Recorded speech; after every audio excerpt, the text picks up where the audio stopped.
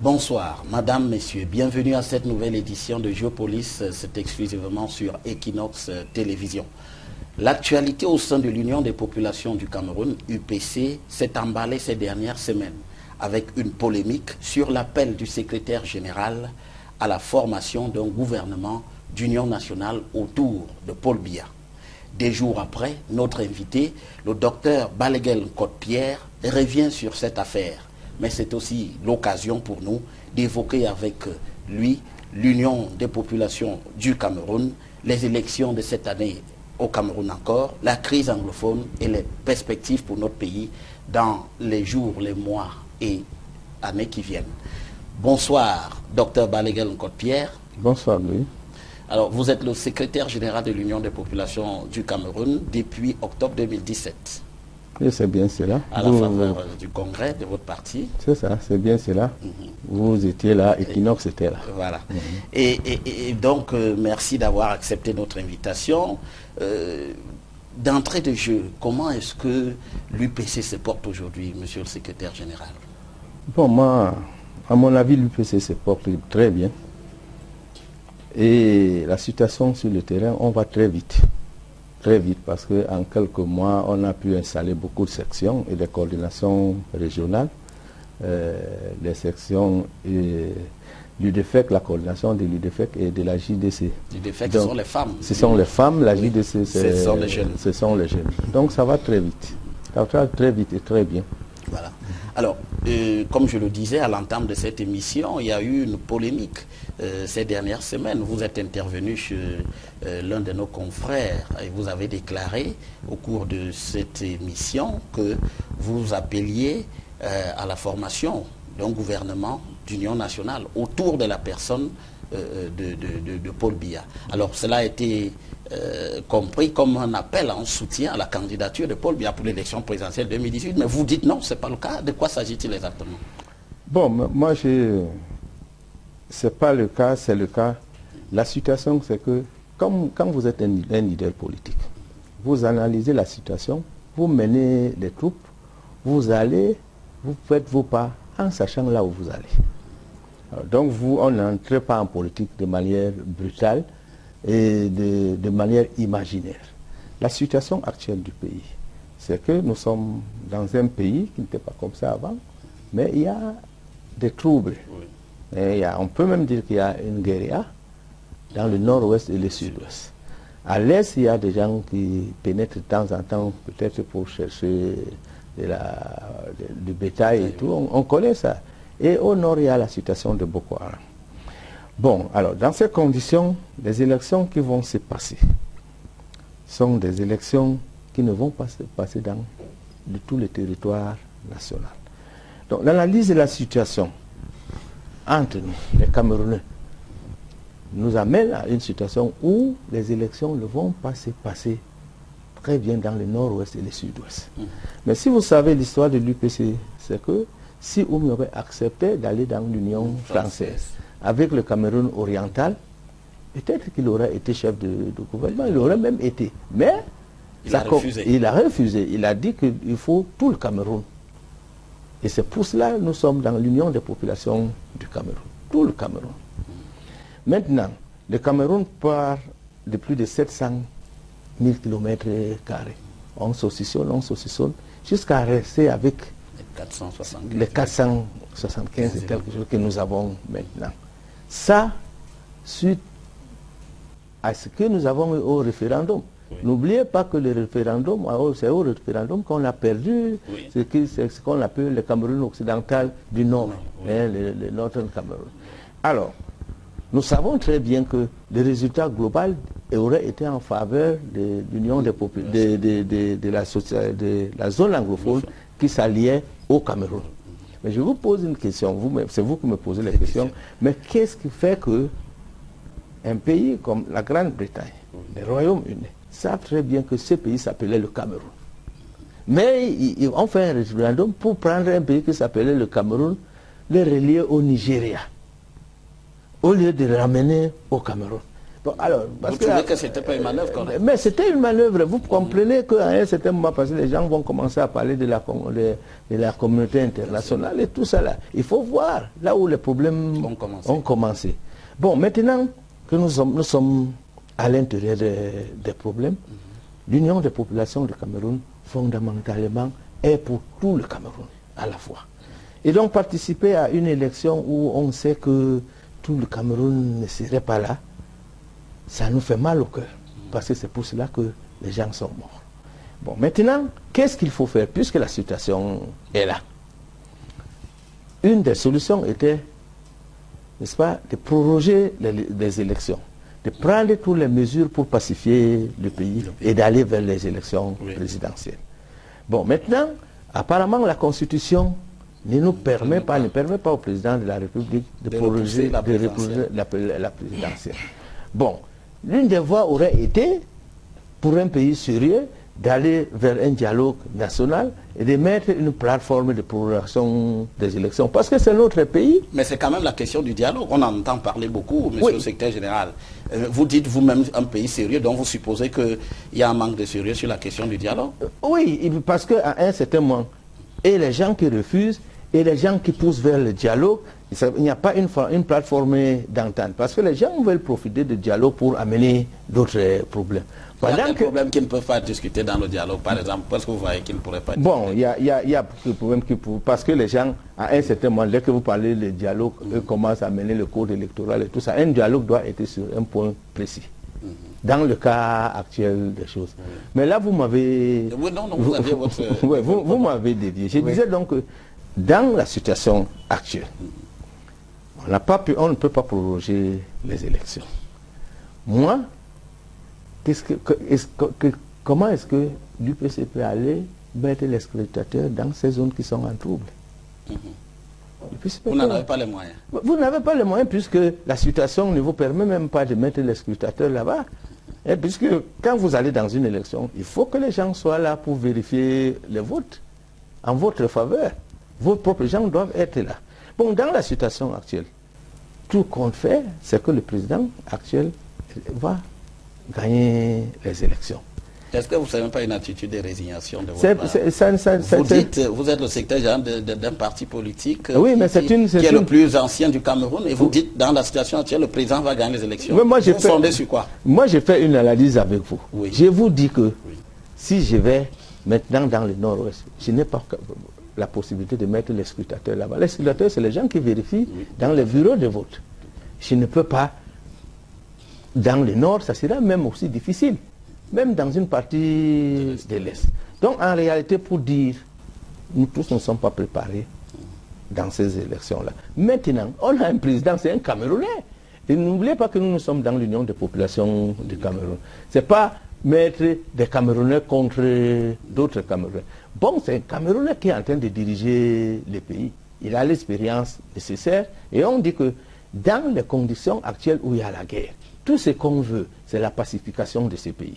Et la pacification des pays passerait par lui dire, ok, vous continuez, vous faites un gouvernement d'union nationale, tout le monde se rassemble autour de vous, on va vers un gouvernement de transition, on pacifie, avec la mission de pacifier le pays. Après avoir pacifié le pays, on peut donc organiser les élections, des élections dignes de notre pays, dans un sincère. Donc vous appelez, vous, c'est une transition, ce n'est pas une élection qui aura lieu en 2018 dans ce cas de figure. Mais dans ce cas de figure, on me dit qu'on ne peut pas repousser les élections. Il y aura les élections. Et ces élections font que le président qui est en place, il doit passer les élections. Mais on l'appelle à faire un gouvernement d'union nationale pour que nous tous on participe à la pacification du pays et au développement du pays pour que dans quelques années, on fasse des élections. Alors, est-ce que vous comprenez ceux qui vous font le reproche de vouloir absolument entrer dans le gouvernement? Quand vous les comprenez, vous comprenez ces critiques? Bon, moi je comprends ces critiques, mais ce n'est pas de la politique.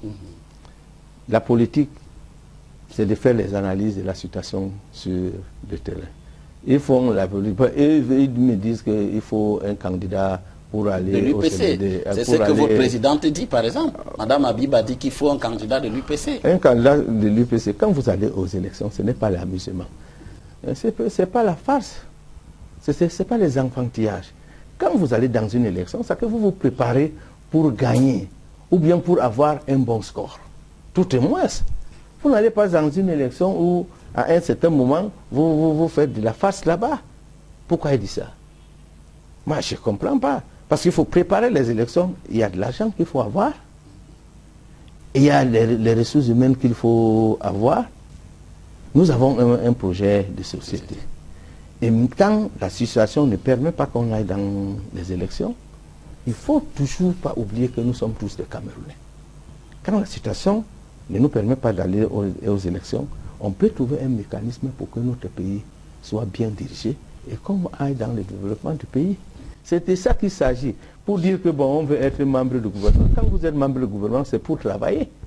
Parce que derrière ça, les gens voient de l'argent qu'on peut gagner en tant que membre du gouvernement, les avantages et tout ça. Mais on doit dépasser. On doit dépasser ce seuil aujourd'hui. Pourquoi? Quand on dit que tout le monde, si on fait un bon gouvernement d'union nationale aujourd'hui, cette situation va commencer à s'apaiser. Moi, je suis sûr. Mais ce n'est pas la seule solution, le gouvernement d'union nationale. Ce n'est pas une panacée, le gouvernement d'union nationale, bon, monsieur le secrétaire général. Oui, ce n'est pas la seule solution. C'est pas la seule solution. Mais c'est aussi l'une des solutions. Une autre solution, j'avais proposé ça dans une autre chaîne de télévision, c'est que c'est toujours ça ressemble un peu à ça, c'est le all-party meeting. All-party meeting, on appelle les gens qui ont accepté de faire la politique. Tous les partis politiques sérieux, on donne les ateliers, on voit comment on peut sortir le Cameroun de cette crise. Malheureusement, toutes ces choses-là, ça arrive quand l'échéance de la présidentielle est là. Et si on pouvait encore avoir le temps, et si le gouvernement en place pouvait accepter, un all-party meeting pouvait aussi trouver des solutions. Alors, ce que vous expliquez n'a pas forcément reçu l'assentiment au sein de l'UPC. On vous fait le reproche de n'avoir pas associé le comité directeur dans cette démarche-ci, d'être allé de l'avant comme si le parti était votre propriété. Non, mais je crois que cette analyse n'est pas bonne. Je ne dis pas qu'elle est fausse, elle n'est pas bonne. Parce que si vous allez dans l'ensemble des UPCistes maintenant, vous voyez 90%, 80-90% vont vous dire que le secrétaire général a raison. Il ne faut pas trouver certains autres prétextes pour dire que dans l'UPC, quand le chef du parti dit quelque chose, les gens vont dire le contraire. Ce n'est pas de ça qu'il s'agit. Moi, je vous invite vraiment, je vous invite à venir dans nos réunions. Nous sommes en train de faire les installations. On ira à Douala. C'est là-bas la ville de contestation. On ira à Douala le 20. Vous viendrez, venez, parce que les situations sur le terrain, il faut avoir réellement savoir réellement ce que les gens disent. Vous venez avec nos militants, vous allez poser les questions, vous êtes des journalistes. Ils vont vous dire que, est-ce que le chemin que prend le secrétaire général, c'est un mauvais chemin. Maintenant, dire que le comité directeur ne l'a pas accepté, c'est pas ça. J'ai exposé ce problème au comité directeur parce que le rapport de politique générale du secrétaire général est toujours présenté au comité directeur. J'ai présenté un rapport de politique générale dans lequel j'invoquais effectivement les élections présidentielles et les autres élections. Et dans lesquelles je prenais cette option. Et on a dit que, après on a dit que le rapport a été adopté parce que nous avons une commission de politique générale. Le rapport a été adopté. Et qu'est-ce qu'on m'a dit? On m'a dit, on a fait une commission qui est dirigée par le secrétaire général et qui est chargée de la gestion de l'élection présidentielle. Ce n'est qu'avec cette commission que je travaille. Et on vient de faire une première réunion il y a 2 jours à la permanence du parti pour voir les voies et les moyens, parce que la politique, c'est les contingences. Si les choses changent avant les élections présidentielles, on change aussi. C'est comme ça, la politique, c'est les contingences. Vous ne pouvez pas dire que vous êtes dans un chemin, il n'y a pas moyen de changer. Bon. Mais le désaccord persiste quand même. Avec la présidente Abiba, vous n'êtes pas forcément... vous n'avez pas des atomes crochus à l'heure qu'il est. En tout cas, moi, je ne vais pas jouer sur ce terrain parce que c'est un terrain de désordre. Bon, moi, je ne joue pas dans le terrain de la calomnie et de la médisance. Il faut jouer sur le terrain d'une politique franche. Parce que les gens sont habitués à dire que la politique, c'est les coups et tout ça. Là. Mais ce n'est pas ça. Hein? C'est pas ça. La preuve est que dans certains pays développés, quand vous commencez, on trouve que vous êtes un politicien qui n'est pas normal, on vous dégage. Même si vous avez par ailleurs des problèmes de votre famille, on peut vous dégager. Mais je voudrais dire que je ne sais pas quel est l'autre chemin qu'on propose et qui est politiquement réaliste. Je ne sais pas quel est l'autre chemin qu'on propose. Mais pour un parti sérieux, ça ne se fait pas. Tu dis ceci, l'autre vient dire cela. Il y a un problème de discipline? Mais bien sûr. Mais ça a toujours quand même été le talon d'Achille de l'UPC. C'est justement pour cela, parce que l'UPC c'est un vieux parti et les créateurs venaient d'un peu partout et ils sont morts. Chacun croit que c'est son parti. C'est vrai, tout Camerounais entre dans l'UPC, c'est son parti. Mais les partis qui sont là maintenant, et j'ai toujours dit ça, les créateurs sont encore vivants. Vous ne pouvez pas aller faire le désordre là-bas, ils vont vous dire que non, non, c'est pas comme ça ici. Mais ici, vous ne vous sentez pas investi de la même force qu'un Oumiobe, Félix Roland Moumi, Osenda Fana, ou encore Abel King. Vous n'avez pas la même force. Après les sentiers, vous savez, il y a quand même la différence entre ceux qui ont créé et ceux qui ont hérité. Oui. Alors donc, quand vous êtes le père, vous avez vos enfants, vous avez vos enfants. Quand vous êtes là vous-même, vous dites que ça, voilà comment ça se passe. Mais quand les héritiers restent, ce n'est plus la même chose. Parce que nous tous, on ne sait pas ce qui va se passer après notre mort. Quand les héritiers restent, les gens commencent à discuter. Jusqu'à ce qu'à un certain moment, on trouve la bonne tenue des choses. Et on dit que peut-être que c'est celui-là. Bon, ça dépend des groupes sociologiques.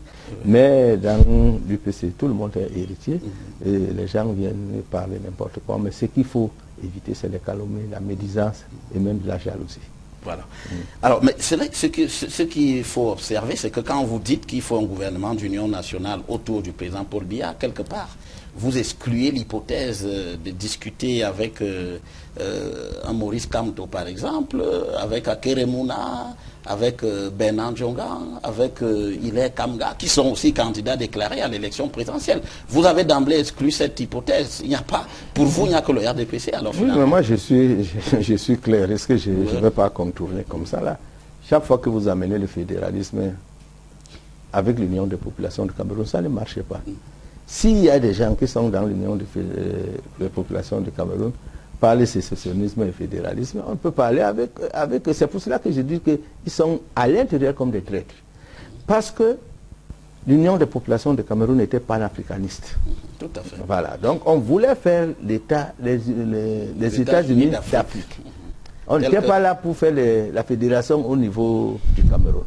Alors quand vous venez maintenant, vous torpillez tout, vous voulez refaire une autre union des populations du Cameroun, autant créer un autre parti. C'est ça le problème. Pourquoi on ne s'allie pas aux autres? Parce que leur manière de voir le Cameroun ne nous plaît pas fondamentalement. Parce que oui, il y a le développement du pays, mais un pays a des fondements. Si vous allez dans... mieux il faut d'abord respecter les fondements avant d'aller dans le développement. Parce que si vous n'avez pas de fondements solides, même votre développement à moyen ou à court terme et à long terme peut vous faucher en route. Donc, nous ne sommes pas... Je ne suis pas avec les gens qui prônent le fédéralisme. Mais Maurice Kamto ne le prône pas quand même. Bon, alors, maintenant... Le MRC ne le prône pas le fédéralisme. Bon, mais maintenant, le MRC... Oui, vous n'avez pas discuté avec Maurice Kamto? Non, je n'ai pas discuté avec lui. C'est un nouveau parti. Oui. Je vois l'allure que ce parti prend n'est pas quand même la démarche de l'Union des populations du Cameroun. Vous savez, l'Union des populations du Cameroun, nous ne sommes pas dans les insultes.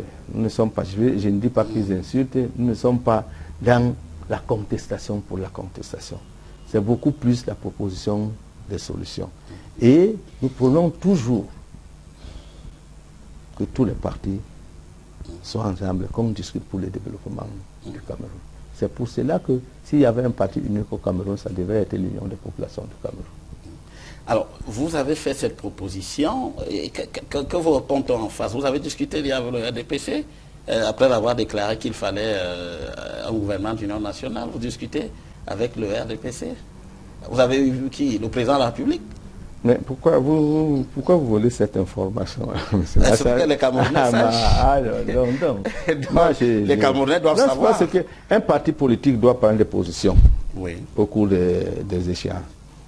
Qu'on ait discuté ou non, je ne dis pas non, je ne dis pas oui. Mais vous ne répondez pas à ma question. Est-ce que vous avez vu le président? J'ai dit qu'un parti politique doit avoir une ligne politique. Quant aux élections présidentielles qui viennent en octobre. En octobre, oui. Oui, c'est bientôt. Nous n'en sommes pas si loin. Nous ne sommes pas si loin. C'est pour ça que, bon, même l'ambiance des élections présidentielles, vous ne sentez pas, à cause des problèmes que mais le corps électoral n'a pas encore été convoqué. Voilà, c'est parce que personne n'ignore que le pays est en difficulté. Bon, on fait l'appel de fonds pour les jeunes. Bon, mais maintenant, ne pas discuter, moi je discute avec tous les Camerounais. Non, avec le président Paul Biya, vous discutez avec lui? Non, moi il vous appelle? Non, moi il ne m'a pas appelé. Et il ne vous appelle pas? Mais justement, quand vous dites que le président ne vous appelle pas, ça nous permet d'éclairer une situation qui a aussi fait une polémique, toujours en relation avec l'UPC, c'est la nomination des sénateurs. Et donc, M. Philippe Lequet a été nommé sénateur pour le Sud-Ouest par le président de la République, mais on a entendu quelques jours plus tard que c'était M. Bapolipot qui avait fait la proposition au chef de l'État. Qu'en est-il, M. le secrétaire général? C'est une... Écoute, Guy, notre jeune sénateur, honorable, que nous respectons, juste après notre élection à la tête du parti, bon, il m'a appelé, il est venu me voir en me disant qu'il veut commencer à relancer les activités du parti dans le Sud-Ouest. Bon, nous avons essayé de réunir les moyens pour qu'il fasse ainsi, avec vraiment des moyens très sobres. Il est reparti dans le Sud-Ouest. Et à partir de ce moment, on était en contact. Je crois 3 ou 4 fois. Il est revenu me voir au bureau. Bon, à la veille des sénatoriales, je l'ai appelé pour lui dire de faire une liste. Alors, il a fait une liste, mais il m'a dit qu'il avait énormément de problèmes avec la pièce des impôts. Les impôts, oui. Parce que, à cause des problèmes qu'il y avait, les troubles, il ne pouvait pas faire toutes ces pièces-là. Il est revenu quand même avec un dossier, bon, qu'on a essayé, qui était incomplet. Bon, compte tenu de cette situation, on a marqué ses réserves. Nous sommes partis. Donc toute la nuit, on a fait une veillée à la permanence du parti. Je crois que voilà, il est parti là, vous l'avez vu. Oui. Donc je les ai envoyés déposer les dossiers. Il a déposé les dossiers à l'ECAM. Bon, malheureusement, les dossiers du Nord et Adama ont été rejetés. Nous sommes restés avec 2 autres, les centres et les littorales. Bon, son nom était bel et bien là, comme tête de liste du Sud-Ouest. Bon, après j'ai fait une proposition de nomination des sénateurs sur les 10 provinces. Et son nom était d'ailleurs le dernier, la province du Sud-Ouest, par ordre alphabétique, que j'ai fait déposer à la présidence sur décharge, que je ne sais pas, j'avais ça ici. Bon. Qui vous avez demandé de faire la proposition? Le chef d'État vous avez consulté. C'est bien, c'est cela? Bon, quand vous parlez du chef de l'État... Enfin, c'est lui, oui, puisque de toute manière, les 30 sénateurs nommés ne sont pas le président de la République. Et puis, on m'a demandé là-bas d'envoyer des noms. Je n'ai pas été en contact avec le chef de l'État. Je n'ai pas dit ce qui n'est pas bon, mais on m'a demandé d'envoyer les noms. J'ai envoyé les noms. Bon, on l'a nommé. Il se peut que lorsqu'on j'envoie les noms, je l'appelle. Je lui dis, envoie-moi exactement l'orthographe de ton nom. Il m'envoie ça par SMS qui est dans mon téléphone. Et puis, j'écris les noms. Et c'est ma secrétaire, moi je ne tiens pas le prénom, je sais que c'est l'écrit. Bon, c'est ma secrétaire qui tape là. On va déposer. Bon. Donc, on a déposé, on le nomme. Quand on le nomme, je l'appelle, il est très content, il doit venir chez moi. Immédiatement, samedi, je lui dis que non, ça ne vaut pas la peine. Reste là, tu viens lundi. Mais apparemment, pendant que je l'appelais, je lui ai dit que c'est bien toi que Philippe. Alors, apparemment, dit-il aux gens, le fait que j'avais appelé que c'est bien toi Philippe, bon, et il a cru que ça veut dire que je ne maîtrisais pas son nom. Ah ben, moi, je ne peux même pas maîtriser le nom de tous les machins. Donc. Mais je savais que c'est ma secrétaire qui m'a appelé que, bon, notre type, il a été nommé. Je l'ai appelé immédiatement pour...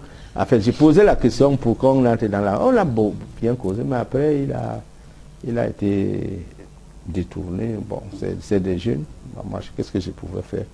Bon, il m'a écrit une lettre là, qu'il est le sénateur de tous les UPCistes, que je suis un bon type, il ne veut pas qu'on ait les problèmes. Bon, jusqu'alors, j'ai cru qu'il a pris son chemin. Bon, il a bien. Peut-être il est là-bas au Sénat, il représente quel parti, c'est lui qui va dire. Il n'est pas venu vous voir depuis? Bon, depuis là, vous savez qu'ils ont fait l'agitation, là, ils allaient dans l'Union.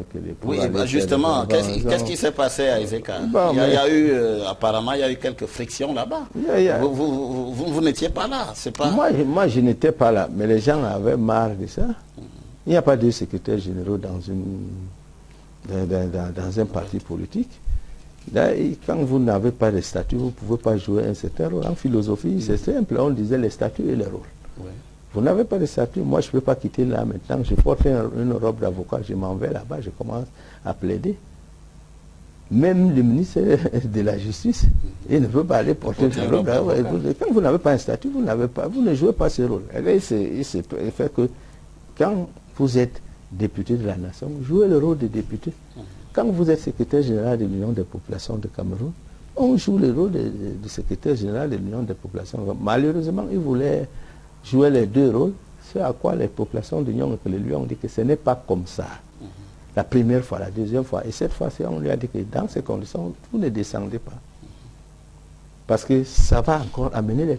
Alors, à l'heure actuelle, depuis que vous avez été élu, on a eu l'occasion, juste au moment de votre élection, en octobre 2017, de vous poser la question de savoir ce qu'il en était du cas Bapolipote. Est-ce qu'il est venu vous voir depuis? Non, moi je l'ai appelé par 2 fois. Bon, il n'a pas. Et puis il y a un autre grand frère qui a fait la médiation. Il n'a pas Toujours voulu. Pas accepté. Bon, parce que je l'appelais parce qu'il est député. Bon, c'est un brillant député. Il peut, quand vous avez des cadres comme ça, vous ne pouvez pas les mettre à côté. Mais quand il ne veut pas, qu'est-ce que je peux faire? Je ne peux rien faire. Mais le parti doit avancer. Parce qu'après les mandats finissent... Alors vous n'allez pas le réinvestir, puisque c'est vous qui avez investi pour les législatives 2019, vous n'allez pas le réinvestir dans les conditions actuelles. Bon, comment on va investir les gens? Oui. Justement, les gens vont aller dans leur localité et on va choisir les candidats. C'est-à-dire il y aura des primaires. Il y aura des primaires. Oui. C'est ça, et je dis ça à toute occasion. Vous n'allez pas faire des listes, vous ferez quand même des arbitrages, monsieur le secrétaire général. Oui, les arbitrages seront au niveau où on sait que peut-être c'est lui-là, il a fait la corruption. S'il a corrompu les militants qui devaient le lire, on l'écarte.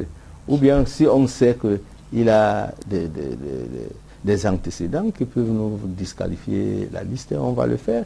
Ou bien si on sait qu'il est là mais ne peut pas passer les élections, on met celui qui va passer les élections. Donc dans le cas de figure actuel, qu'est-ce que vous suggérez, la démarche que vous suggérez au député Bapolipote, c'est laquelle? Vous lui demandez de faire quoi? Mais comme tout le monde, il va aller chercher l'investiture à la base. Hein, donc, par exemple, je dis clairement dans l'Union que c'est divisé en 3 blocs. Les 3 blocs correspondent aux 3 candidats. Donc il vient dans son bloc qui est Matombe, Macaque et Bodiok. Si on le choisit là-bas, c'est tant mieux. Il est dans la liste. Ça veut dire que si on le choisit là-bas, ça veut dire que les populations vont le choisir. Mais si on ne le choisit pas, il n'est pas dans la liste. Mais vis-à-vis du parti, vous demandez quand même qu'ils viennent vous voir. Il y a une démarche à suivre encore à cette question de discipline. Oui, mais à un certain moment, on ne peut pas quand même focaliser tout le parti sur un individu. Oui. Ben, c'est un petit frère. Vous savez que nous sommes dans... Oui. Le même sous-clan. Oui, donc, à un certain moment, ces choses-là finissent toujours par s'arranger. Parce que ce que je vous dis, d'expérience d'homme que je suis, quand vous trouvez des gens qui sont proches, à un certain moment, n'entrez pas là. Ah oui. Parce que quand ils se réconcilient toujours. Oui. Et ça, j'ai vu ça avec ma belle famille et ma propre famille. Donc je crois qu'il y aura un moment où on va s'asseoir et on va parler en frère pour lui dire que c'est mon petit frère, pour lui dire que voilà le chemin. Parce qu'en réalité, son problème, c'est qu'il n'était pas avec nous dans le parti. Ah oui. Il venait d'un autre parti. Ouais, bon, les nominations au ministère, là où il était conseiller technique, ont fait que quand ton chef est dans le parti, tu le rejoins dans ces partis-là. Donc, alors, mais les mécanismes, quand tu rejoins le parti au sommet, les mécanismes de fonctionnement du parti peuvent t'échapper à un certain moment. Et il faut être humble pour le savoir. Voilà. Donc, nous souhaitons justement que vous remettiez de l'ordre dans cette situation-là. Nous avons commencé à évoquer les élections. Nous allons y rester un peu, un instant. Qu'en est-il? Les élections législatives ont été repoussées, ajournées avec la prolongation du mandat des députés d'une année supplémentaire. Quel est le commentaire que cela vous inspire? Bon, mais je vais rigoureusement, vous voyez, moi j'ai suivi certains membres du gouvernement dire qu'on a repoussé les élections législatives à cause de l'insécurité. Oui. Vous comprenez? Donc vous revenez un peu sur ce que je vous disais sur les élections présidentielles. Donc à un certain moment, vous comprenez que les raisons pour lesquelles on a prolongé les élections législatives devraient être les mêmes raisons pour les présidentielles. Mais on est passé de l'autre côté. On a dit que c'est parce que la Constitution ne permet pas et qu'il n'y a aucun autre mécanisme. Bon, sauf un mécanisme nationaliste. Bon, maintenant, ces élections sont repoussées. Bon, moi, j'ai été conseiller municipal.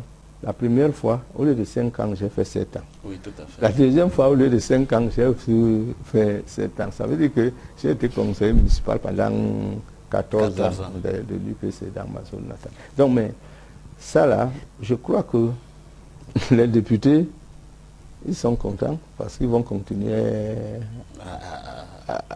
à être députés avec tout ce que ça a comme avantage. Certains partis politiques et certains cadres politiques, ça leur donne encore le temps d'affûter les armes pour mieux se préparer aux élections législatives. Et l'un des avantages que je vois, c'est que vraiment avec une certaine mesure politique, avec une certaine foi dans ce que nous faisons, nous risquons avant ces élections d'endiguer le problème de la crise anglophone. Bon, ça nous donne quand même du temps. C'est-à-dire que d'ici 2019, on aura d'une certaine manière résolu le problème de la crise. On peut trouver des solutions. Pour moi, c'est la seule chose, c'est le seul avantage que je vois en la prolongation de ces élections, politiquement parlant. Oui. Parce que si vraiment on réunit nos intelligences, notre sagesse pour solutionner ces problèmes afin d'aller aux élections législatives, ça serait très bien. N'oubliez jamais qu'il y a un seul président, mais il y a beaucoup de députés, beaucoup de maires et beaucoup de conseillers. Et sont les élections, c'est ces élections-là qui sont les plus importantes. Alors justement, on a repoussé. Est-ce que l'UPC, si ce scrutin s'était tenu, l'UPC aurait été prête quand même pour les législatives? L'UPC aurait été prête? L'UPC aurait été prête. Sauf que le problème se poserait toujours dans les autres zones. Dans les zones anglophones, comme vous l'expliquez. Et donc l'année prochaine, vous espérez pouvoir mieux vous pouvoir pour ce scrutin-là? Je pense que c'est ce qu'on est en train de faire sur le terrain. Parce que ce n'est pas bien, en réalité, qu'un parti politique ait les 92%, 80%. Ce n'est pas bien. Dans la démocratie vraie. Vous dites que ce n'est pas bon pour le NDPC? Oui, dans la démocratie vraie, quand vous commencez à avoir les 75%, ça ressemble à quelque chose qui n'est pas normal. Soit vous avez les mécanismes pour empêcher les autres de réussir, hein, soit que Parce qu'un parti ne peut pas être Dieu. Hein? Donc, soit vous avez des mécanismes pour empêcher les autres de réussir, soit les autres ne se sont pas présentés aux élections. Mais, dans une gestion réelle des affaires, quand vous avez une majorité, ça doit être vers les 60%. Quand vous commencez à dépasser 75%, c'est pas bien. C'est pas bien. C'est pour cela que je pense que les partis se préparent.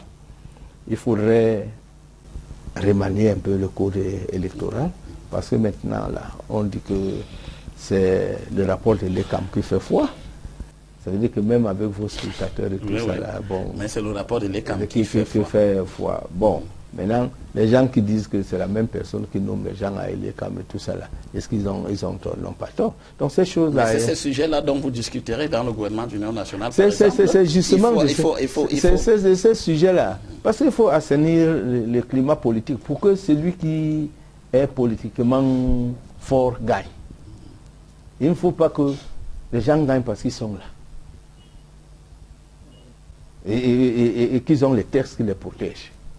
C'est ça le vrai problème. Quand vous avez des textes qui vous protègent et vous gagnez, vous faites comme on disait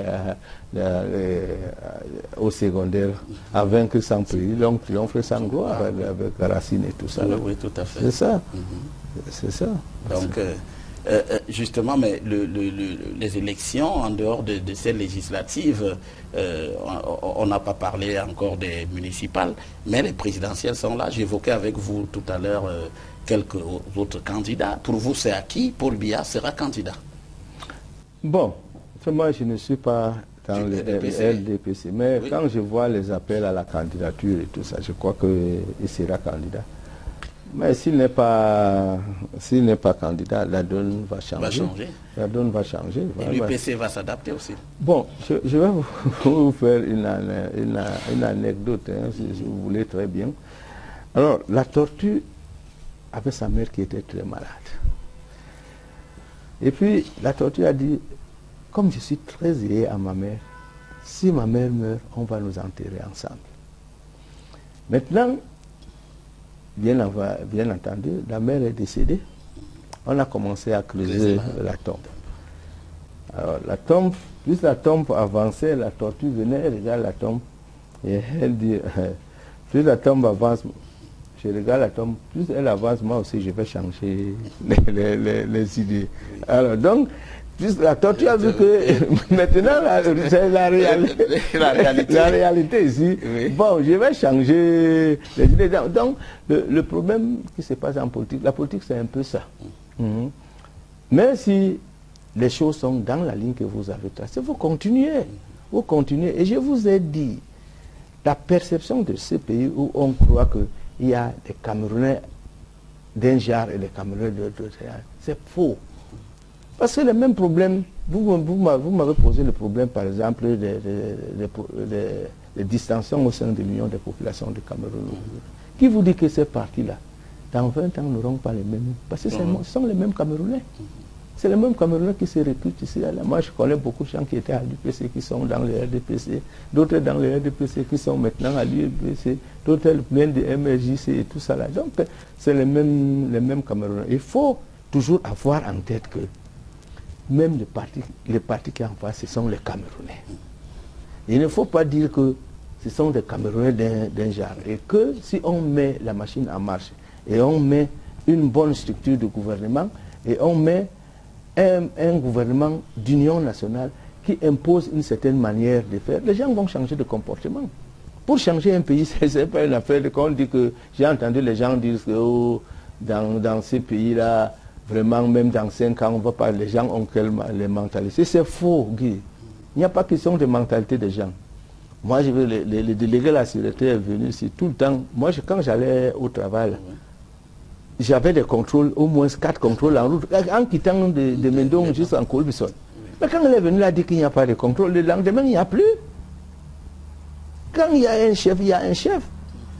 On parle de la corruption. Si un chef est là, il dit que la corruption, ça va finir. Il n'y a pas question, ce n'est pas génétique. Il n'y a pas l'ADN de corruption et tout ça là. C'est que quand quelqu'un est quelque part, ça finit, vous avez votre structure ici, là. Si le chef dit que c'est comme ça que vous allez faire comme ça. Hein? C'est que, par exemple, il y a des problèmes, les gens, on affecte les gens de loin, ils ne peuvent pas rejoindre les services. Il suffit de dire que, bon, dans le cadre de la décentralisation, il faut affecter les gens là où ils peuvent accéder facilement. Et comment est-ce qu'on va recruter les gens pour ne plus avoir les problèmes d'affectation? Faites les concours par région et même par département. Vous ne pouvez pas faire un concours national et puis peut-être une seule tribu ou deux tribus ou trois tribus se retrouvent dans cette école-là. Et à un certain moment, vous voulez que les autres fassent quoi? Chacun veut voir un magistrat chez lui, chacun veut voir un commissaire de police, un enseignant, un professeur d'université, bon, un docteur en médecine et tout ça là. Quand vous voulez concentrer tout aussi, c'est là où le problème se pose. Vous voulez concentrer tout aussi, et dès qu'on lit les listes, on commence à lire les mêmes noms. Ça ne marche pas. C'est en réalité les choses là qu'on doit s'asseoir pour essayer de les clarifier là. La politique n'est pas très difficile. Ici, il faut seulement de la bonne foi. Oui. Alors, on reviendra, justement, c'est le cas que vous évoquez, on reviendra, lorsqu'on évoquera la crise anglophone tout à l'heure avec un certain nombre de frustrations qui en émanent. Alors, justement, restons dans les élections présidentielles. L'élection présidentielle, je vous demandais si vous pensiez que Paul Biya serait candidat. Vous m'avez dit que vous n'êtes pas du RDPC, bien. Même si vous, par ailleurs, vous soutenez que s'il était candidat, il remporterait cette élection naturellement et que vous appelez un gouvernement d'union nationale autour de sa personne. Alors, les autres candidats, qu'est-ce qui vous inspire? Maurice Kamto, on en a parlé un peu tout à l'heure, mais vous ne l'avez pas rencontré, c'est cela. Qu'est-ce que vous en pensez? Alors, moi, pour dire la vérité, bon, je ne me suis pas trop intéressé à sa politique. Tout à fait. Parce que les nouveaux partis sont bien. Mais quand vous êtes dans un vieux parti comme nous autres, à un certain moment, vous avez un peu de la distance vis-à-vis des partis qu'on crée nouvellement. Il n'y a que ça. Vraiment, moi, donc, je suis pas, on n'est pas dans notre, c'est pas moi seul, mais dans notre secrétariat, dans nos structures, les gens ne sont pas très intéressés. Mais vous avez quand même, bon, alors en termes de durée, le SDF est plus ancien que le MRC maintenant. Oui, c'est ça. Alors lui, il a quand même été aux avant-postes dans les années 90, il a pratiquement un peu moins de 30 ans, et il est un candidat. Frunzi a passé la main, c'est quand même un événement. Frunzi qui ne s'est pas porté candidat, il était candidat depuis 92, il a passé la main, ce n'est pas le cas ailleurs. Qu'est-ce que cela vous... Bon, c'est une bonne démarche. Bon, moi je ne suis pas dans leur stratégie. C'est un parti qu'on connaît au Cameroun. Bon, on me dit, je ne suis pas sûr, j'ai suivi beaucoup de PCC parler de ça, que c'est un parti qui était d'ailleurs un peu au départ initié créé par les UPC, on m'a dit, ils étaient là-dedans, j'ai entendu. J'ai vu beaucoup d'émissions passer. Et je crois que je ne sais pas si c'est ailleurs qu'on a parlé avec le professeur Tekam. Oui, Jean-Michel Tekam. Jean-Michel Tekam. Il y a Toumassa, il y a Tchumbangang, tout ce qu'ils disent qu'ils étaient là à la création de SDF. Ça veut dire que c'était un fonds nationaliste, vous comprenez, parce que tous ces partis-là ont toujours quelque chose de l'UPC. Donc, le SDF est créé ainsi. Mais tous ces derniers temps, nous ne sommes pas d'accord avec la dérive fédéraliste. Nous ne sommes pas d'accord avec ça pour le moment. Pas que ça ne soit pas pourquoi vous refusez le fédéralisme? Vous avez quoi contre le fédéralisme? Je vous ai dit fondamentalement. Il faut l'union des populations. On reste dans nos fondements. Parce que quand vous êtes héritier d'un parti, les gens sont morts pour une cause, vous pouvez vous-même disparaître. Il faut faire attention avec ce que les gens ont fait, parce qu'ils ne faisaient pas ça comme ça. C'est l'histoire. En tout cas, ce n'est pas très différent de faire une bonne décentralisation. Il ne faut pas seulement... Oui, mais c'est peut-être le nom qui fait peur, alors finalement. Bon. Entre décentralisation et fédéralisme, si on venait aux régions, à faire des régions... Le problème, c'est qu'il ne faut pas aller devant, vous allez derrière. C'est ça le problème aussi. Vous avez fait une marche avant, pourquoi vous voulez retourner derrière? Parce que là, c'est comme si on était encore au début des années 60, 61. Bon, moi, moi je travaille qu'avec les anglophones. Oui. Pour vous dire la réalité, vous voyez, mon chauffeur c'est un anglophone. Oui. Bon, celle qui est votre secrétaire, le secrétaire, l'assistant à l'UPC, c'est un anglophone, vous avez vu l'autre jour. Et puis, dans mon ONG où je suis directeur, la recherche, c'est une anglophone. Alors donc je connais, et il faut dire aussi que mon ONG s'est basé à l'Université de Londres. Donc je connais très bien ces gens. Ils ont leur manière de faire les choses. Et parfois que ça me plaît, c'est pour cela que je suis avec eux. Mais je constate que cette histoire d'intégration, ça a réussi. L'intégration a réussi? Oui, ça a réussi au Cameroun, oui, individuellement parlant. Expliquez-nous ça. Oui, ça a réussi parce que quand vous allez à Boumiéville, vous voyez comme les anglophones qui viennent là, même avec cette crise, oui, ils viennent ici, il y a des gens qui se déplacent du nord-ouest, ils viennent ici là. Mais ils arrivent dans des rues, vous ne sentez pas comme si on faisait que c'était des étrangers. Quand vous allez à Boumiéville, ils sont là, nombreux. Quand vous allez dans le Nyon-Kélé, ils sont là. Vous allez dans la Sananga maritime, on est là avec eux. On est là avec eux. D'ailleurs, mon chauffeur, on le réclame, on lui dit qu'on veut te donner le terrain au village, pourquoi tu ne retournes pas là-bas? Donc, on a tellement... regardez s'il y a tous les quartiers comme... Massi et tout ça, on est en train de vivre ensemble, et mieux ensemble, pas les slogans politiques qui est là dehors, mais on est là ensemble, on fait des choses ensemble. On pouvait continuer à avoir, et même, on devait même avoir les problèmes ensemble. Les problèmes, c'est nos problèmes. Donc, quand vous voulez, vous avancez, vous êtes la même chose, et vous retournez pour dire que non, on doit encore... Chacun doit être ici. Et le problème, il est où? Dans cette crise actuelle, la crise anglophone, où est le problème? On est déjà là. Oui, on y va. Voilà, puisque donc, vous appelez l'intégration, on peut y aller. J'ai dit ça dans une autre chaîne à la CRTV, et je répète ça pour dire que si vous étiez encore jeune, on avait un livre d'histoire, c'était l'histoire contemporaine, avec une couverture bleue. Et dans l'histoire contemporaine, il y avait la Première Guerre mondiale, la crise de 1929 et puis la Deuxième Guerre mondiale. On retrouve dans la Première Guerre mondiale, les titres c'est la Première Guerre mondiale, les causes lointaines et les causes immédiates. Alors, les causes immédiates, c'était l'attentat de Sarajevo. Et donc, vous savez que c'est les Turcs ottomans qui tuent les princes héritiers et tout ça. Mais ce n'est pas ça qui pouvait créer une guerre de cette ampleur-là. Il y avait les causes lointaines, parce qu'il y avait le problème de Germanie qui était avec les Slaves dans les Balkans et les nationalités dans les Balkans. Et donc, c'était les causes lointaines. Dans le problème anglophone, il y a les causes immédiates et les causes lointaines.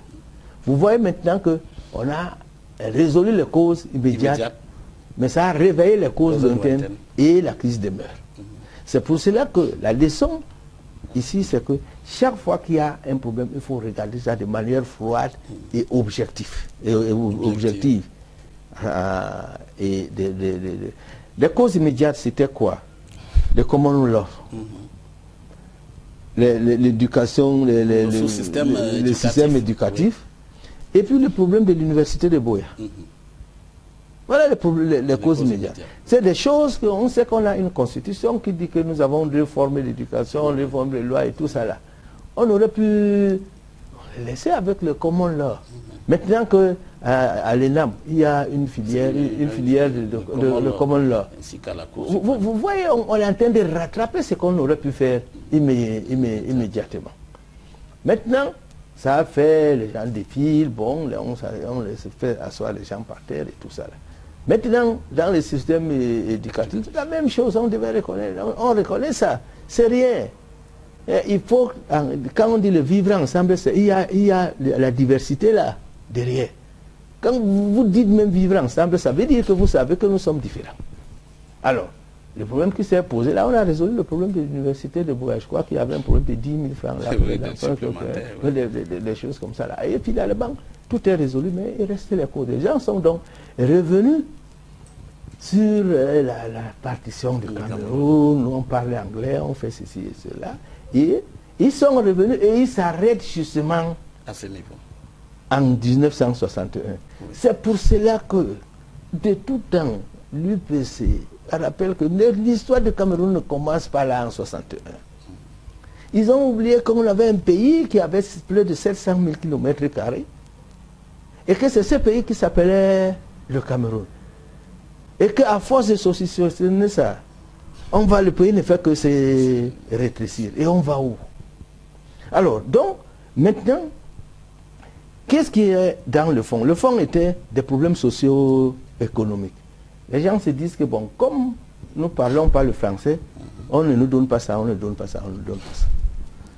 Donc, on s'accroche sur une raison pour poser les problèmes socio-économiques, qui malheureusement deviennent des problèmes politiques et engendrent des troubles.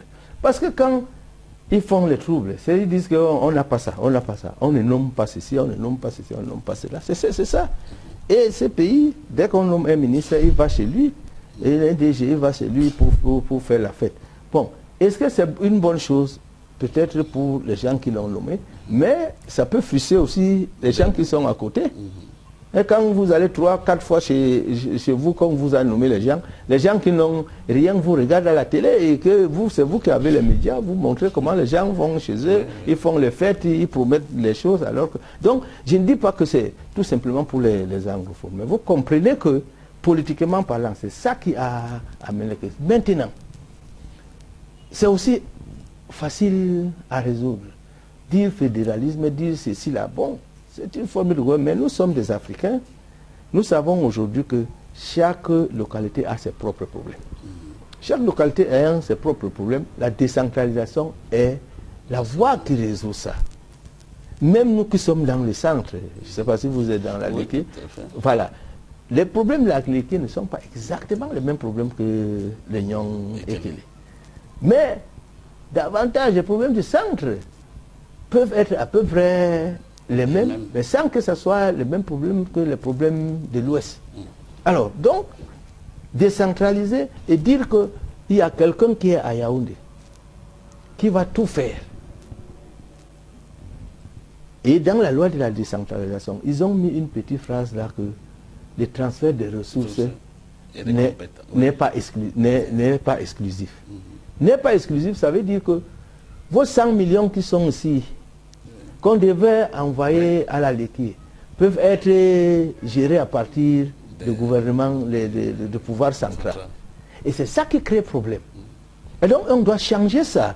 On met plutôt une exclusivité. Quand on envoie à la mairie de Monatélé, à la mairie de Kolofata et tout, l'argent là doit aller directement là-bas, ils gèrent ça. Bon, c'est à quoi on va vous opposer qu'il n'y a pas les ressources. Oui. Mais et tous ces fonctionnaires qu'on recrute, qui sont dans les ministères. Oui. Et c'est pour cela qu'il faut recruter même les gens dans les localités. Dans les localités, et puis les envoyer pour travailler. Et mieux vaut perdre de l'argent qu'avoir une guerre. Oui. Mieux vaut perdre de l'argent qu'avoir une guerre. Donc, c'était cette option de décentralisation qui a été malmenée, qui crée les problèmes. Alors donc, pour vous, il faudrait répondre à la crise anglophone par la décentralisation. Ça va résoudre le problème. À l'heure qu'il est, vous pensez que ce serait une bonne réponse? Mais tout simplement, oui. Quand les gens revendiquent, ils disent que leur problème c'est que les autres nous n'avons pas. Sans que ça soit vrai, c'est vrai ou c'est pas vrai, mais ils continuent à vous dire que bon, on n'a pas ça, on n'a pas ça, on n'a pas ça, c'est pour cela qu'on part. C'est pas ça. Donc il faut être... Et donc, comment faire que on sente que tout le monde a ce qu'il doit avoir? Bon, moi, à l'installation à SDK, pas l'installation, c'était l'inauguration d'une... vous étiez là d'ailleurs. Alors, donc, j'étais un peu surpris, le DG fait comme... Oui, il disait des choses. Des choses, il envoie, il y a beaucoup d'argent qu'on a envoyé au nord-ouest et tout ça. J'étais un peu... J'étais un peu surpris d'ailleurs, et agréablement surpris pour le dire. Donc, mais ce que je voudrais dire, c'est que non seulement que cet argent doit y aller, parce que quand les choses viennent le gouvernement. Personne ne sait. Mais quand c'est là entre eux, on sait qu'il y a 900, on nous a parlé de 900 millions et tout ça. Oui. Si c'est là, tout le monde sait qu'il y a 900 millions. Personne ne sait ça. On aurait qu'il y avait eu ça. Si c'est là, on envoie ces 900 millions, on sait qu'on a voté ça là. Les populations peuvent s'assurer du suivi. Bon, mais si quelqu'un reçoit son argent du gouvernement ici, bon, il y a le ping-pong, personne ne sait ce qu'il a reçu. Donc vous voyez, ces choses-là sont des choses qui sont un peu délicates à parler, mais c'est les choses de notre pays, c'est les problèmes de notre pays. Il faut en parler. Il faut en parler, surtout vous les journalistes, il faut soutenir les politiciens dans leur voie pour régler les problèmes qui se posent au pays. Pas parce que pas les gens qui viennent faire les polémiques sur les plateaux. Alors, monsieur le secrétaire général, sauf qu'en attendant, il y a une guerre dans le nord-ouest et le sud-ouest. Il y a beaucoup de morts. Hein. Il y a des soldats qui sont assassinés, des populations civiles qui sont elles-mêmes en fuite pour la plupart. Il y a d'ailleurs le gouvernement a lancé un plan d'urgence humanitaire pour répondre à cette question-là. Qu'est-ce qu'il faut faire à l'heure qu'il est pour déjà au moins arrêter les combats et trouver la solution pour que le calme revienne, pour que la situation revienne à ce qu'elle était auparavant? Bon, j'insiste sur le fait que la solution doit être entre les Camerounais. Alors, l'option de l'ONU qui va envoyer des équipes sur terre, vous ne croyez pas que ce soit la bonne? L'ONU ne doit pas se mêler de ça. Je ne vais même pas parler de l'ONU. Mettons à côté, mais parlons de ce qu'on appelle la communauté internationale. Absolument. Alors, la communauté internationale, les gens croient que ça veut dire que le pays qui est concerné n'est pas là-dedans. Si c'est international, c'est que lui-même, le pays est là-dedans. Mais je vais vous dire une chose. Bon, moi j'enseignais, j'avais mes étudiants, on s'amusait, je l'ai dit hier à l'installation de notre coordinateur régional du centre. Quand vous regardez l'option du monde, la communauté internationale, sachez une chose, on va vers une option écologique. Et l'option écologique veut dire que elle est antidémographique. Oui. Ça veut dire qu'il faut il faut mettre moins de pression sur l'environnement. Donc du coup, il faut moins de personnes. Il faut moins de personnes. Oui. Parce que nous sommes là à 7 milliards, plus de 750 millions d'habitants dans le monde. Et la pression de la Terre fait que, compte tenu d'ailleurs même de la fonte des glaciers avec le réchauffement de la planète, la pression fait que on se dit que lorsqu'on dépasse légèrement les 10 milliards d'habitants, on ne peut plus suffire. Parce que là, il faut nourrir les hommes, les animaux et tout ça. Et donc, les gens qui regardent loin, les scientifiques, sachez que derrière la communauté internationale, il y a une pression scientifique. Absolument. Alors, les scientifiques, ils te disent, et c'est vrai qu'à un certain moment, on ne peut plus. Parce que quand dépasser le seuil de tolérance. On va dépasser le seuil de tolérance. Les surfaces cultivables ne vont plus suffire pour nourrir les humains. Sauf à faire des rebelles et des comprimés qu'on avale quand on a faim. En termes de nourriture. Oui, sauf à faire ça. Bon, maintenant, qu'est-ce qu'il y a? Les autres pays font tant bien que mal de réduire les naissances. Dans les pays où les taux de natalité comparés à augmenter. Si vous créez les guerres chez vous, elles risquent d'être, et je dis ça clairement, les bienvenus pour diminuer la population. Elles risquent d'être les bienvenus pour diminuer la population. Parce qu'il y a des gens derrière qui peuvent leur dire que laissez-les s'entretuer 100 000 personnes, ça nous fait moins en multipliant par les enfants qu'ils auraient dû faire. Ça nous fait. C'est pour cela que quand vous entrez en guerre, c'est difficile de vous en sortir. Surtout quand la guerre est interne. Le Soudan a fait combien d'années? Qu'est-ce qui se passe là en Syrie et en Libye? On est là, on tourne, jusqu'à ce qu'à un certain moment, quand on va amener la solution, ça sera trop tard. C'est pour cela qu'au lieu d'attendre, j'ai dit que les Nations Unies ne sont pas là, mais je vous dis, la réalité, et vous-même vous percevez ça, c'est que si vous vous laissez vous-même, quand vous diminuez votre population, on peut vous laisser diminuer la population. On peut vous laisser diminuer la population, on fait les réunions et tout, pendant que... Oh, la bonne diminution de la population, c'est qu'à un certain moment, vous vous asseyez, vous dites que, bon, ça suffit comme ça, vous mettez des mécanismes normaux qui font en sorte que les gens aient comment on appelle, un planning familial et que les naissances soient limitées. Mais si vous dites là que la communauté internationale va faire ceci, bon, c'est pour ça que les guerres vont durer, ça élimine des populations. Donc c'est pour cela que nous, en tant que Camerounais, on doit s'asseoir. On s'est dit, bon, les gens sont en prison, ils ont fait ceci, on fait une commission de pacification du pays. Je sais que quand un gouvernement est sur place, le gouvernement, tous les gouvernements, c'est pas seulement le gouvernement, aiment la méthode forte. Parce que sinon, le gouvernement risque d'apparaître comme faible. Mais malheureusement, ce n'est pas la solution. La loi de la nature, c'est que la force amène l'ordre, mais n'amène pas la paix, nécessairement. C'est ça la loi de la nature. Vous pouvez dire à votre fils, ne faites plus ça, ne faites plus ça. Mais quand vous avez causé avec lui, vous pouvez faire la paix. Et c'est ce qui amène la paix, nécessairement, c'est que les gens s'asseyent ensemble, ils dialoguent ensemble, disent que bon, tu m'as fait ça, tu m'as fait ça, tu m'as fait ça. Vous faites alors, vous dites justement au sujet du dialogue, vous dites dialogue, mais vous avez dit tantôt aussi que des gens voulaient ramener d'autres choses dans ce dialogue. Comment voyez-vous ce dialogue-là? Parce que le gouvernement affirme que le dialogue est en cours. Oui. Vous qui pratiquez l'anglais et qui êtes plutôt en cours de ce côté, le ministre Atanga Dieng dit le dialogue est ongoing. C'est-à-dire qu'il est en cours. C'est ce qu'il a utilisé bon, comme le ongoing dialogue. Est-ce que c'est bien cela? Parce que ce n'est pas la même compréhension pour tous finalement. Alors, si le dialogue est en cours, oui. Moi, il y a des résolutions, je crois que c'est au nombre de 16, si je ne me trompe pas. Tout à fait, de la commission, de la commission qui est revenue du terrain, oui. Bon, il ne faut pas qu'on tourne sur place, qu'on fasse la même chose, qu'on ait les mêmes propositions. Le dialogue ici, c'est uniquement comment est-ce qu'il faut pacifier la zone. Donc, alors là, ce genre de dialogue, il y a les politiciens d'abord. C'est même pas un dialogue. Moi, je parle d'un all-party meeting. Parce que quand un mot ne sonne même plus bien, mieux vaut le mettre à côté. On va dire qu'il faut des concertations. Il faut une concertation politique de haut niveau. Bon, où les gens s'engagent. Moi, je vais faire ceci. Moi, je fais l'union des populations est là pour attendre ça. On peut s'engager à aller sur le terrain et expliquer aux gens, parce que bon, maintenant que les gens sont de là-bas, sont braqués un peu contre le RDPC, bon, quand vous avez les problèmes dans votre famille, avec votre femme, si ça ne va pas mieux, vous appelez les autres pour venir arranger ça.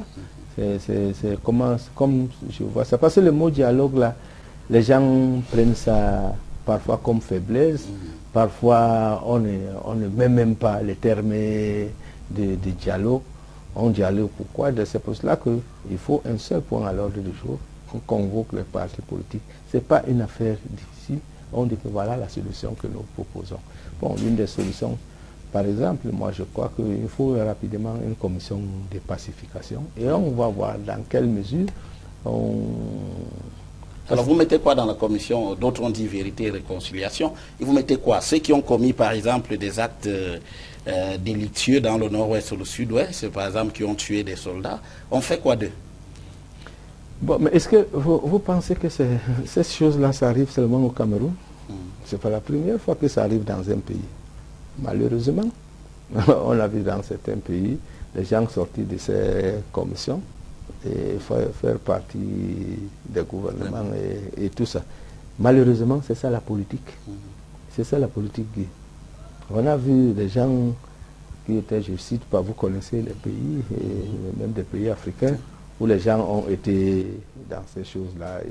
Parce qu'à un certain moment, quand quelqu'un rentre dans ces choses, c'est parce que il n'est pas seul, il ne se lève pas du coup, ils sont dans on l'encourage, et à un certain moment, il se retrouve dormir peut-être seul.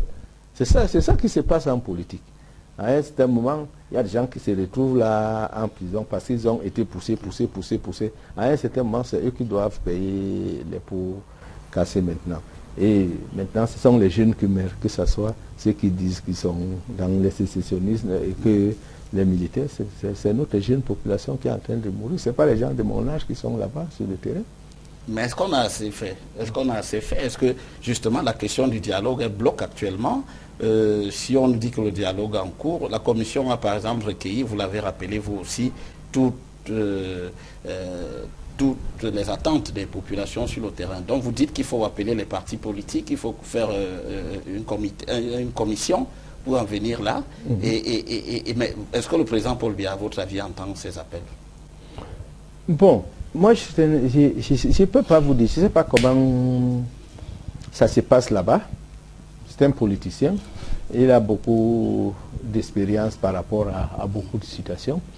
Bon, il s'en est aussi sorti, mais cette situation particulière de la crise anglophone me semble un peu délicate. Me semble un peu délicate, qu'il faut l'aborder avec toute l'humilité possible. Et alors, cette humilité veut que une solution peut sortir d'une bouche que vous n'attendiez même pas. Alors c'est pour ça que je dis que les gens qui font de la politique, ce n'est pas un problème de niveau intellectuel. Les gens qui font de la politique, ils ont souvent un sens, un flair, surtout ceux qui ont là-dedans. Et cette situation ressemblait un peu à ce que j'ai vécu quand j'étais jeune. C'est-à-dire la guerre de... La guerre, parce qu'on nous a déplacés, nous sommes nés dans les camps de concentration. Donc, vous savez, dans notre zone d'union, on brûlait les plantations. Je me souviens, je voyais des gens qui ressemblaient plus ou moins aux populations de chez nous. Ils venaient là, ils nous brûlaient, ils nous chassaient des brûlaient, donc on nous mettait dans les hangars et assis à 4 h du matin, on sifflait par tu ne sors pas. Oui. Et les gens qui restaient là dehors, bon, tant pis, c'était tant pis pour eux. À un certain moment, vous voyez les blancs qui circulent là avec les gens, comme je vous ai dit. Donc c'est pas très loin, c'est pas très loin de ça. Je n'ai pas dit que c'est ce qu'on fait, mais on m'a dit que les gens sont partis. J'ai vu hier à la télé, ou bien les gens qui sont au Nigeria. Oui, il y a des réfugiés au Nigeria. Il y en a, il y a des gens qui sont dans la brousse par crainte et tout ça. À un certain moment, on a même parlé des enfants soldats désormais. Des enfants soldats. C'est pour ça que je vous ai dit que ce n'est pas une situation qui est particulière au Cameroun, mais il faut que ça s'arrête. À un certain moment, si nous faisons la politique, il faut qu'on trouve des moyens pour que ça s'arrête. On ne peut pas traîner une affaire comme ça là. Parce que plus vous traînez ça, plus ça prend d'autres ampleurs. Parce que les enfants qui sont là-dedans, ils vont grandir dans la guerre, ils ne savent même pas pourquoi ils font la guerre, pourquoi ils portent des armes. Il faut qu'on trouve un moyen pour que ça s'arrête. Je vois que bon, le gouvernement est en train d'essayer, ils essayent ça. Bon, asseyons-nous ensemble pour que les gens d'un même parti, parce que quand vous êtes au pouvoir, quand vous êtes assis, vous pensez d'abord à votre pouvoir. C'est lui qui vient, qui n'est pas au pouvoir. Quand il est assis, ce n'est pas la même chose que vous. Donc asseyons-nous ensemble, ceux qui ont le pouvoir, la force, ceux qui ont d'autres propositions, on propose ces choses. Et puis les gens voient qu'on était là pour proposer les choses, et nous tous, on va sur le terrain pour voir si cette situation, et elle doit s'arrêter. Elle doit s'arrêter. Parce que sinon, ce n'est pas comme ça que le Cameroun doit fonctionner, et ce n'est pas ce qui va nous amener vers l'émergence. Oui, parce qu'il y a aussi cette question de débordement. Il semble que le littoral commence à être, notamment le Mungo, et puis l'Ouest, d'une certaine manière, sont touchés de manière peut-être sporadique encore, mais ça commence à prendre une certaine intensité. Et justement, le risque peut être grand pour le reste du Cameroun. Mais vous savez que dans des situations de guérilla et la guerre, là, il y a toujours des aventuriers. C'est un domaine comme ça. Et surtout quand vous avez une population jeune où il y a beaucoup de chômeurs, on recrute facilement les gens pour faire les exactions. Et c'est pour cela qu'il faut éviter ce genre de problème. Parce que quand quelqu'un a son travail, de quoi vivre, il ne peut pas prendre les armes et aller en bourse. C'est justement, on les recrute parmi les gens qui n'ont pas d'emploi. C'est pour cela qu'il faut rapidement que le problème cesse et qu'on revienne dans le problème socio-économique, qu'on essaye de stabiliser le Cameroun. Et ce que vous dites là, ça ne peut qu'être, si on dit ça, ces gens qui ont été là-bas, je n'ai pas été là-bas, ça ne peut être que vrai. Mais je vous dis qu'on recrute parmi les gens qui n'ont rien à faire. Monsieur le secrétaire général, On a pratiquement fait le tour des sujets qui nous intéressaient, mais il y a encore une question quand même qui a fait couler beaucoup d'encre et de salive en rapport avec l'UPC, c'est le monument Oumyobé à Douala qui a été cassé par des chefs Sawa. Alors, on ne vous a pas entendu vous exprimer sur la question. Non, parce qu'il y a quand même des manières de faire, des manières différentes de faire la politique. Parfois, la précipitation, c'est pas bien. Bon, au moment où je voulais me prononcer, justement, les choses sont revenues dans l'ordre. Mais je voulais d'abord attendre pour voir de quoi il s'agissait. Mais je vous ai dit encore une fois, le peuple Sao et le peuple Bassa ont vécu très longtemps ensemble. Ils se connaissent dans leur caractère, leurs habitudes, leur manière de prendre certaines positions. Et quand vous vous connaissez, à un certain moment, vous parvenez toujours à avoir un peuple là-bas. C'est comme les étoiles qui sont à côté des Bassa là-bas et tout ça là. À un certain moment, vous connaissez. Quand le sang est chaud, c'est des deux côtés et tout ça là. Donc, ils se sont bien, ça a l'air de bien finir là, mais ça a rappelé aux Camerounais qu'il y a certaines choses qu'il ne faut pas faire. Et ça, c'est des choses qui se passent comme ça. Ça a l'air de passager, mais ça donne quand même. Je crois qu'à Douala, maintenant, les gens comprennent que cette histoire de martyrs et tout ça, de tribalisme, de clanisme, risque de créer des problèmes. Mais je crois, on m'a dit, et les gens de mon parti étaient à la réunion là, que vraiment les gens, avec toute humilité, ils se sont ressaisis, ils ont accepté que ce n'est pas comme ça que ça devait se faire. Donc moi, je ne peux que, je vous ai dit tout à l'heure que quand vous trouvez une famille en histoire, entrez là, mais vous ne savez jamais comment ça va se terminer. Oui. Alors, vous échangez avec quelques-uns de ces chefs Sawa, naturellement, c'est un événement qui a été très critiqué. Il est bien, comme vous nous dites, que les choses rentrent dans l'ordre de savoir que cette sérénité au sujet du monument Oumyobé à Douala est en train de revenir. Alors, monsieur le secrétaire général, les perspectives pour le Cameroun, ces élections sont centrales. Celle de la présidentielle de 2018, c'est celle qui va définir un peu aussi, d'une certaine manière, la suite des événements. Vous voyez le gouvernement d'union nationale autour de Paul Biya, donc d'une certaine manière, vous ne voyez pas, vous n'adhérez pas à l'idée selon laquelle le président Biyaouré a peut-être fait beaucoup de temps à la tête du Cameroun. 35 ans, c'est pas assez. Oui, mais moi je veux vous dire qu'un pays n'est pas une boutique. Bon, quand votre boutique est en faillite, vous la fermez. Mais on ne ferme pas un pays. Si on ferme un pays, on aurait fermé la Somalie. Ils sont restés là 10 ans sans président, sans gouvernement.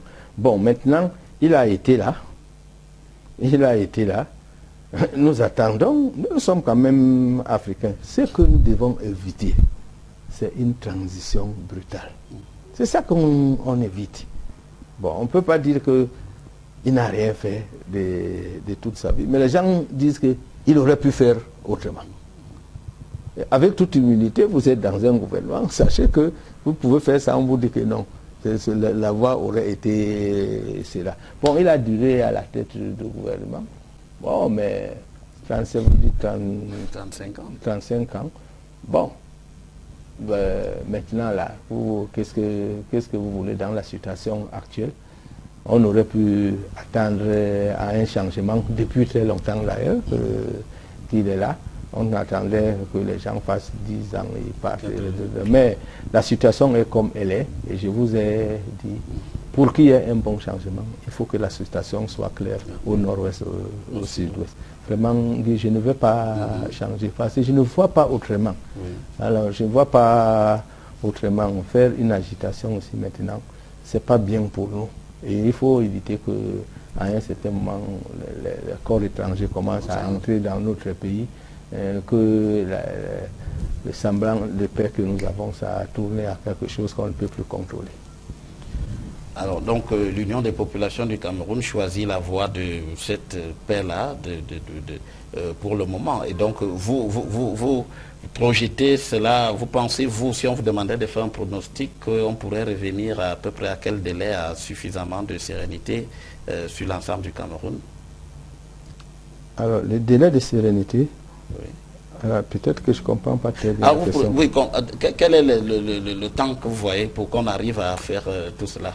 On a eu prorogation du mandat des députés d'une année supplémentaire. Vous pensez qu'en cette année-là, ce sera bon? Je pense que ça peut être bon, pourvu que les options pour trouver les solutions soient les bonnes options, soit avec toute humilité, et qu'on considère que nous sommes dans un même pays, nous sommes les fils d'un même pays, et que, je vous ai dit, capital, que quand vous avez le pouvoir, vous réagissez en tant que les tenants du pouvoir. Et lorsque vous appelez les gens qui n'ont pas le pouvoir, vous discutez ensemble, ça donne une autre forme. Et cette forme risque d'être d'ailleurs acceptée par les gens qui font les problèmes. Et je crois que si ça va rapidement, ce n'est pas un problème qui va dépasser un an. Merci beaucoup, monsieur le secrétaire général de l'Union des populations du Cameroun, le docteur Pierre Baleguel Nkot. Merci d'avoir accepté notre invitation. Merci. Oui.